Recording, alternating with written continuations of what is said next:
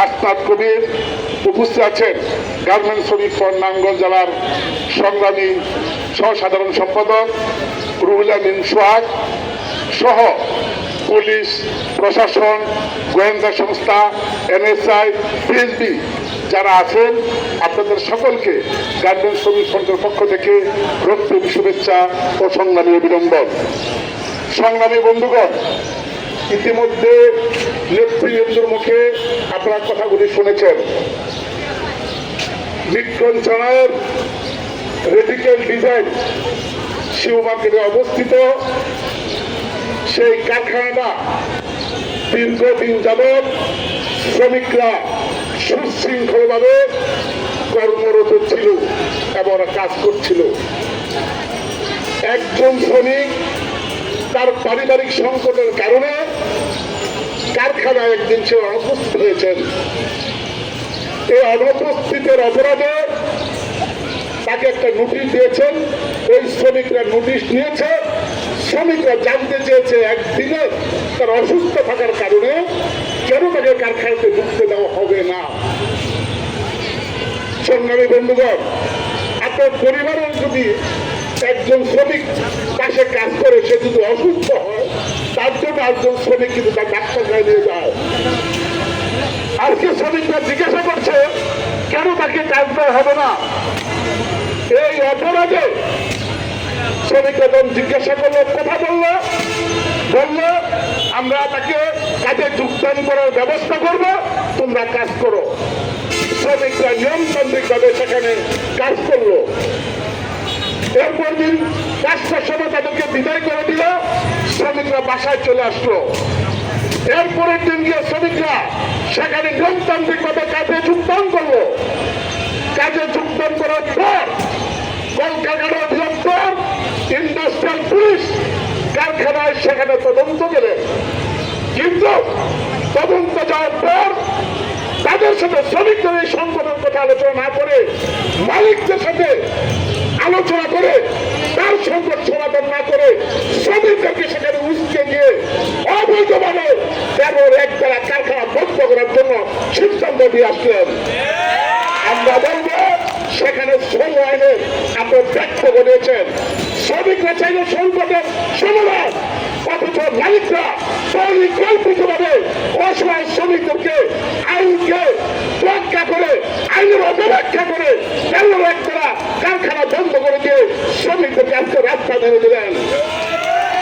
আমরা পরিষ্কার ভাবে বলতে চাই, গার্মেন্টস শ্রমিক নিয়মতান্ত্রিকভাবে আন্দোলন করে আমরা নারায়ণগঞ্জের ডিসি সাহেব আছেন, বিএনপির সভাপতি সাহেব আছেন, আমরা বলব এই শুভ সংকটটাকে মালিক এবং মালিকের ম্যানেজমেন্ট পরিকল্পিতভাবে শ্রমিকদেরকে ছাড়াই করার জন্য একটা চক্রান্ত লিপ্ত হয়ে তাদেরকে ১৩ দ্বারা কারখানা বন্ধ করে দিয়েছেন।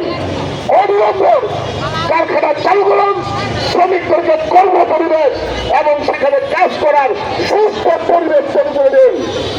এই শ্রমিকরা কাজ করতে চায়। শ্রমিকরা বিভিন্ন ডিস্ট্রিক্ট থেকে এসছে কাজ করার জন্য, বেঁচে থাকার জন্য, মর্যাদা দাঁড়িয়ে বেঁচে থাকার জন্য। কিন্তু এই শ্রমিকরা শ্রমিকদের শ্রমের টাকার উপর ভিত্তি করে পুলিশ, প্রশাসন, আর্মি, ডিসি, এসপি, সরকারি কর্মচারী, কর্মকর্তা প্রত্যেকে তাদের ট্যাক্সের উপর আত্মনির্ভর হয়। অথচ শ্রমিকরা তার অধিকারের কথা বলতে গেলে তাদেরকে সেখান থেকে তাদেরকে তুচ্ছ তাচ্ছল্য করে নিয়মতান্ত্রিক ভাবে সেখানে দরখাস্ত না করে তাদের উপর নির্যাতন নিপীড়ন করা হয়।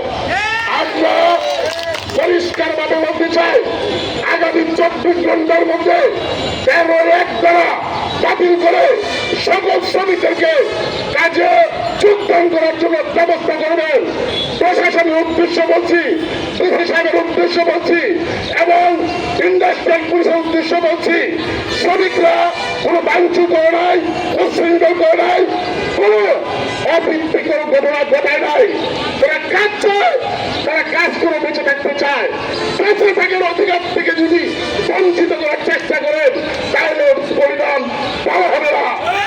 আমরা চাই শ্রমিকদেরকে কাজে যোগদান করে তাদের কর্ম পরিবেশ ব্যবস্থা করার জন্য আমরা আপনাদের প্রতি আহ্বান জানাচ্ছি। আমরা চাই শ্রমিকদের কাজ শ্রমিকরা চায়, শ্রমিকরা কাজ করতে চায়, তার কর্মীদের দেশ সেখানে সুস্থ ভাবে বজায় রাখার জন্য শ্রমিকদের কাছে শুনছি, শ্রমিকদের কাছে বিভিন্নভাবে গালাগালি মোকাবিলা করা যায়, কিন্তু এদিকে আপনারা দেখেছেন 80 দশকের শ্রমিকদেরকে এভাবে গালাগালি করতে পারায় কিন্তু নিষ্ক্রম ছেলের মালিকের যে কর্মকর্তা আছেন অসহায় শ্রমিকদেরকে আইন না বুঝার কারণে তাদেরকে বিভিন্নভাবে মোকাবিলা গালাগালি করা হয়। এই ধরনের কর্মকাণ্ড না করে শ্রমিকদেরকে কাজে যোগদান করার জন্য আগামীকালের মধ্যে সেই ব্যবস্থা গ্রহণ করার জন্য আহ্বান জানিয়ে আজকে যারা অফিস হয়েছেন পুলিশ প্রশাসন গোয়েন্দা সংস্থা বিএনপি চাই আপনাদেরকে উদ্দেশ্য বলবো, বিএনপির সভাপতি যারা ভাবেন উদ্দেশ্য বলবো অবিলম্বে এই সংকট সমাধান করার জন্য ব্যবস্থা করুন, অন্যথায় গার্মেন্টস শ্রমিক ফল এই শ্রমিকদেরকে নিয়ন্ত্রণভাবে আন্দোলন করার জন্য যা যা প্রয়োজন তা গার্মেন্টস শ্রমিক কর্তাদের কাছে থেকে আন্দোলন করবো, সংগ্রাম করবো। এই প্রতিশ্রুতি রেখে শ্রমিক সংগঠন শুরু করার জন্য দাবি জানিয়ে আমি আমার বক্তব্য শেষ করছি। মিডিয়ার মধ্যে রাখো সংগ্রাম।